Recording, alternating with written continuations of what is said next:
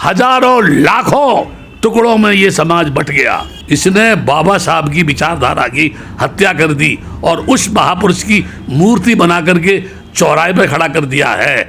जहां वो गूंगा है, जहां वो बोल नहीं सकता है, उसके हाथों को काट दिया है, उसके संविधान के साथ खिलवाड़ हो रहा है। अगर तुम मंदिर में धक्के खाते हो तो तुम मूर्ख हो, तुम पागल हो। वहां तुमको त्याग देना चाहिए, उधर पीठ कर लेनी चाहिए और आज ही लोगों को संकल्प लेना चाहिए। जो धार्मिक ग्रंथ मानव समाज को टुकड़ों में बांटते हैं, जो धार्मिक ग्रंथ ऊंच नीच का संदेश देते हैं, जो धार्मिक ग्रंथ किसी एक जाति को मंदिर में पूजा करने का अधिकार देते हैं तो किसी एक जाति को मंदिर में घुसने का अधिकार नहीं देते, जो धार्मिक ग्रंथ कल्पना के उसके महल के ऊपर खड़े हुए हैं, जो धार्मिक ग्रंथ आदमी को मानसिक गुलाम बना रहे हैं, उन धार्मिक ग्रंथों को एकत्र करो और केरोसिन का तेल डाल के उसमें आग लगा दो।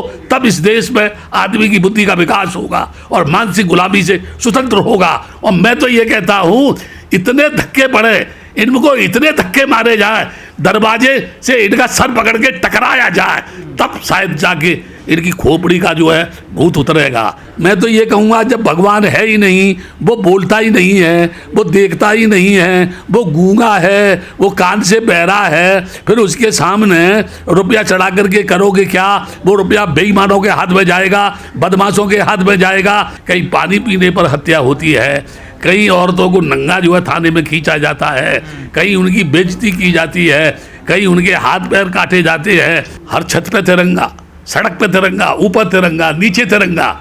जिन लोगों ने आज़ादी की लड़ाई में कुर्बानी नहीं दी, जिस लड़ाई में आज़ादी में लोगों के घरों की मृत्यु नहीं हुई, वो लोग क्या अर्थ समझेंगे इस तिरंगे का?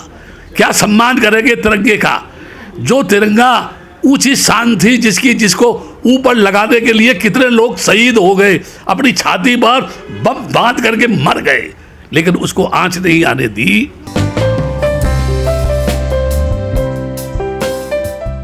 बाबा साहब को सारी दुनिया मानती है, क्योंकि बाबा साहब के तर्कों का दुनिया के पास कोई जवाब नहीं है। He was a learned man, यानी हाईली एजुकेटेड मैन था वो आदमी जो है, जिसने भारत के संविधान की रचना की। इतने वर्ष होने के बाद भी मैं भारत के उन लोगों से पूछता हूं जो बाबा साहब की बात करते हैं।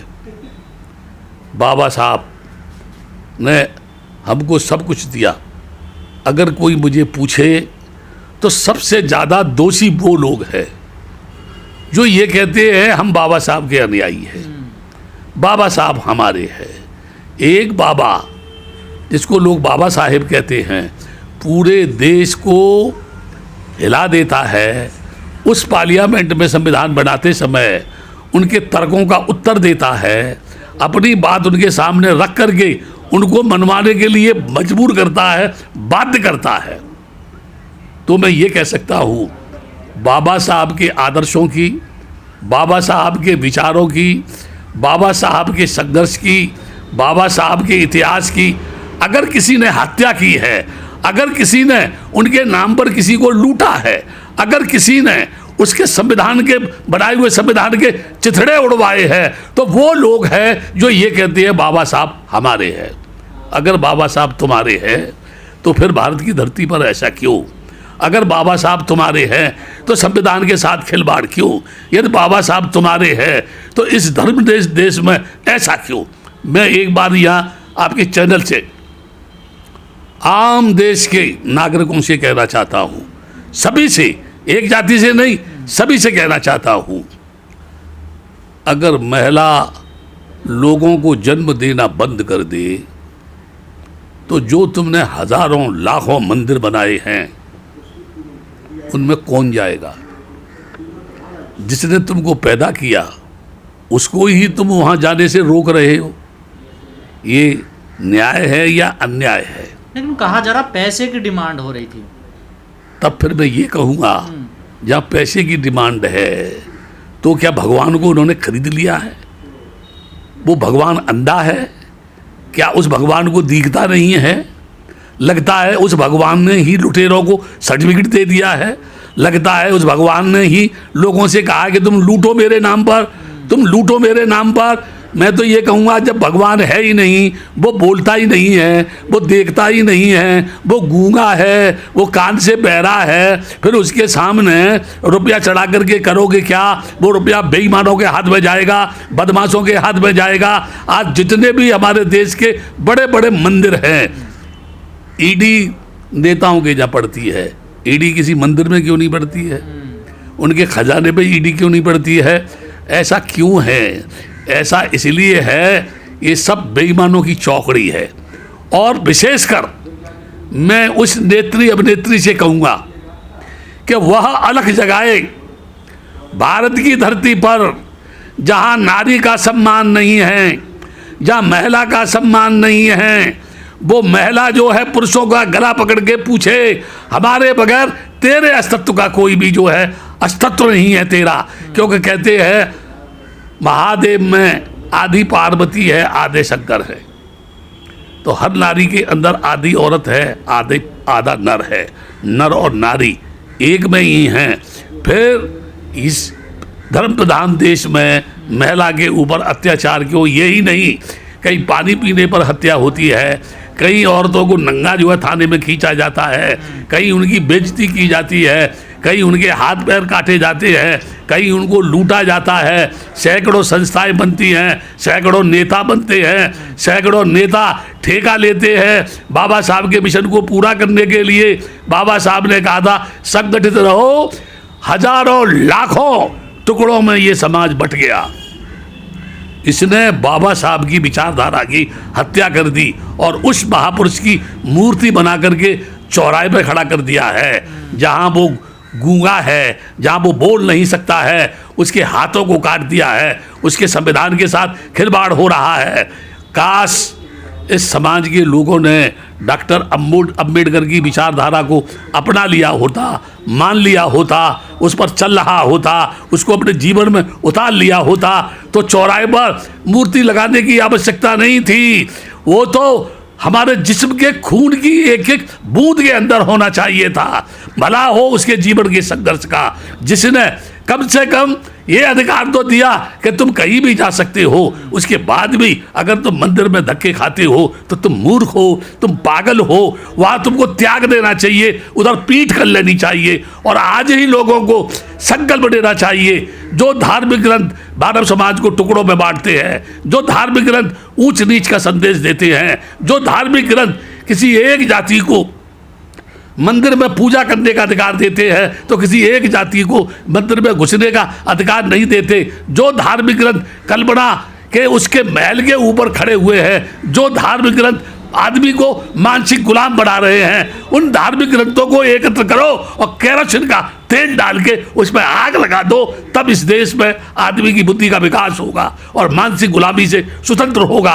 उसे किसी भी मंदिर में जाने की जरूरत नहीं। आदमी को देखना चाहिए, आदमी को आदमी से प्रेम करना चाहिए। और जिस दिन दुनिया का आदमी उस परमात्मा का बहिष्कार कर देगा, इन मंदिरों में कोई नहीं जाएगा, ताले लग जाएंगे, उस पर बैठे हुए पुजारी भूखे मरेंगे, थैला लेके गली गली कूचे कूचे में रोटी मांगेंगे। और दुनिया का कोई भी सृष्टि का मालिक, कोई भी देवता इनकी रक्षा करने के लिए नहीं आएगा। ये मेरा चैलेंज है। सवाल आस्था का है ना सर?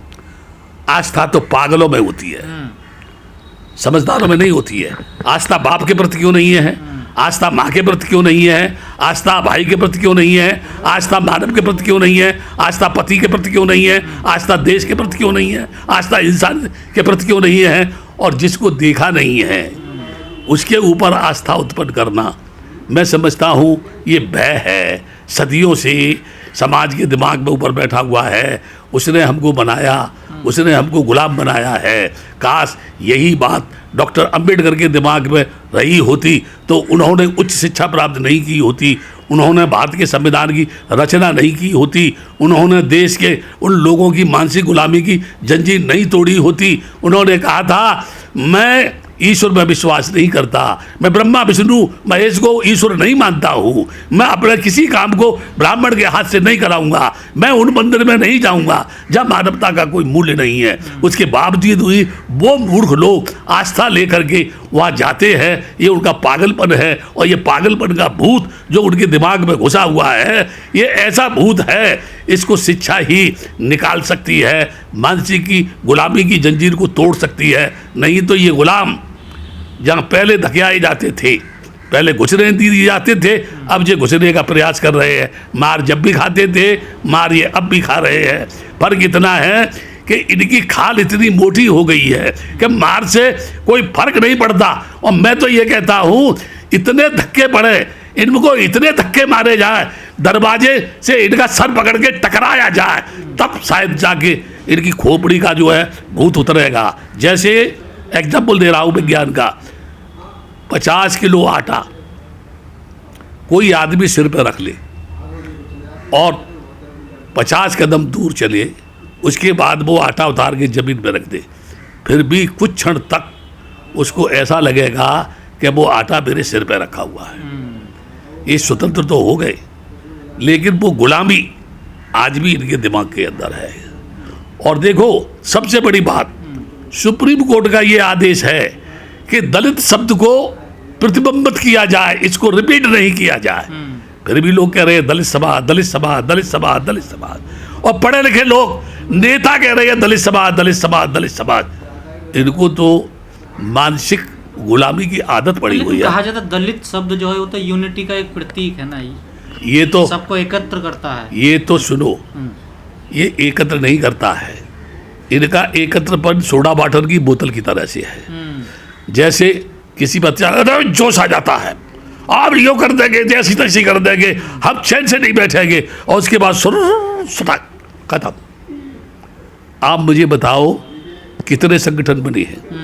मैं आपके चैनल के माध्यम से पूछ रहा हूं, हजारों संगठन है। उन हजारों संगठनों ने कितने झंडे गाड़े हैं? एक नाम मुझे बता दो कि वहाँ झंडा गड़ा हुआ है वहाँ।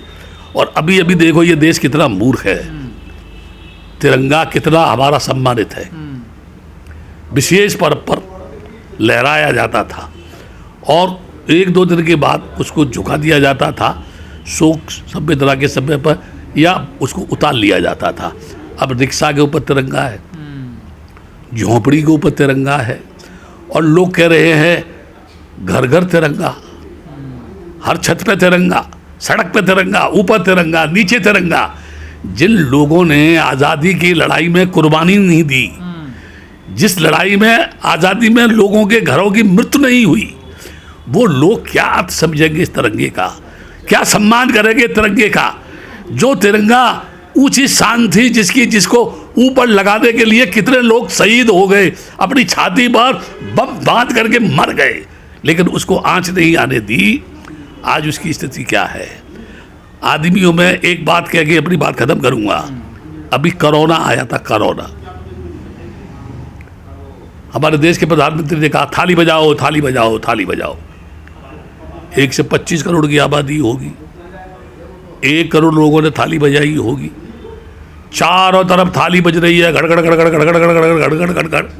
एक कहानी लिखी थी मैंने कि इमरजेंसी देखने के लिए चंद लोग सड़कों पर गांव से आए और इमरजेंसी देखने के चक्कर में पकड़े गए, इतनी की ठुकाई हुई कि वो जेल में चले गए। और जज ने पूछा तुमने क्या किया? बोला हमारा गुनाह ये है कि हम इमरजेंसी देखने के लिए आए थे हुजूर, उसके दर्शन तो नहीं हुए, हमको तो ला करके आपके सामने पेश कर दिया। हमारी समझ में अभी भी ये नहीं आ रहा है इमरजेंसी कहाँ है, कैसी है, कपड़े पहने हैं, औरत है, आदमी है कौन जो है? ये हमारे माननीय प्रधानमंत्री का एक टेलर था कि लोग मेरी कितनी बात मानते हैं। आज हर जगह एक बात हो रही है, हर हर मोदी, घर घर मोदी। महादेव भी गए, ऐरा पर्वत पर चले गए पार्वती के साथ, सारे देवता भाग गए, केवल 2 ही, बल्कि त्रिमूर्ति है, एक यूपी में है, 2 दिल्ली में है। त्रिमूर्ति जो बोलती है लोग फॉलो करते हैं। इसलिए मैं ये कहूँगा, जिस संविधान ने नारी को ही नहीं सभी को समानता का हक दिया, हे बाबा साहब के मानने वाले लोगों, अब भी वक्त है कि उस जगह जाना बंद करो जहां तुम्हारा कोई मूल्य नहीं है, और जो समय चला गया उसे जाने दो। अब भी सुसंगठित होकर के एक हो जाओ, एक हुंकार भरो, एक साथ चलो। वो दिन दूर नहीं, गाल बजाने वाले जो ऊपर बैठे हुए हैं वो सड़क पर होंगे और तुम ऊपर होगे।